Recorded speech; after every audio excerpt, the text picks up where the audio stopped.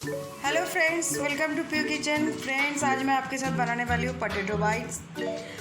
अब तक अगर आप लोगों ने हमारे चैनल को सब्सक्राइब नहीं किया तो प्लीज़ मेरे चैनल को सब्सक्राइब करिए, लाइक कमेंट्स करिए।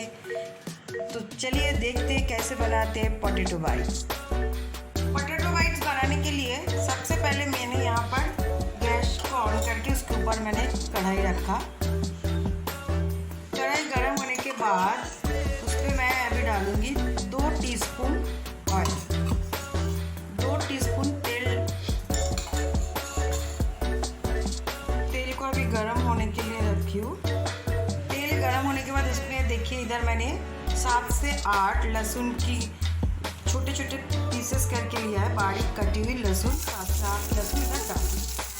अब इसमें मैं डालूंगी ½ टीस्पून लाल मिर्च पाउडर।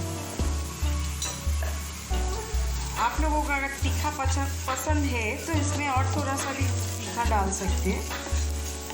अब इसके अंदर मैं 1 कप पानी डालूंगी और डालूंगी मैं ½ टीस्पून नमक। पानी में उबाल आने के बाद मैं इसमें डालूंगी 1 कप चावल के आटे।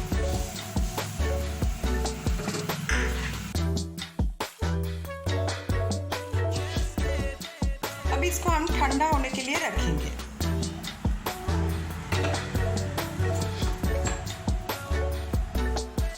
अब हम यहाँ पर लेंगे उबला हुआ आलू। ऐसे देखिए हम आलू के ऐसे उबाल के लिया है, 3 मीडियम साइज के आलू लिया है। इसको अब हम अच्छे से ग्राइंड करेंगे। आलू को मैंने ऐसे अच्छे से ग्रेट कर लिया है।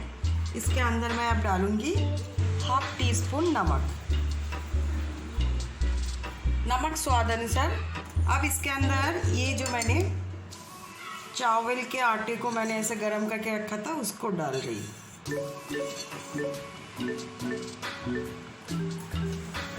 इसको अच्छे से भून लेंगे। थोड़ा सा चावल का आटा गरम हल्का गरम रहेगा तभी इसको ऐसे करना है।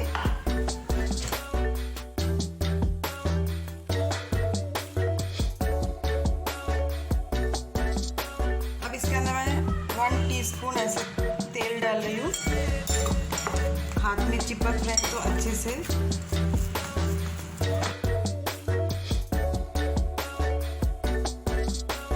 ऐसे करके इसको भून के लेना है। अब इसको बीच में से मुझे आधा करना है। इस आधे को मुझे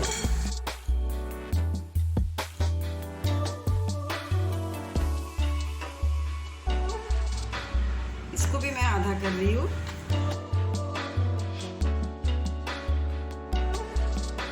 ऐसे करके इसको अभी छोटे छोटे पीसेस बनाना है।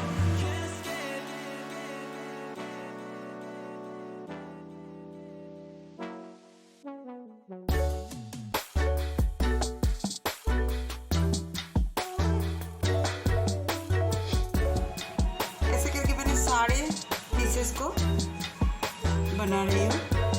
अब यहाँ पर मैंने गैस के ऊपर एक कढ़ाई रखा। कढ़ाई गर्म होने के बाद उसके अंदर मैं डाल दूंगी तेल। तेल गर्म होने के बाद इसके अंदर मैं ये सारे पीसेस को डाल दूंगी।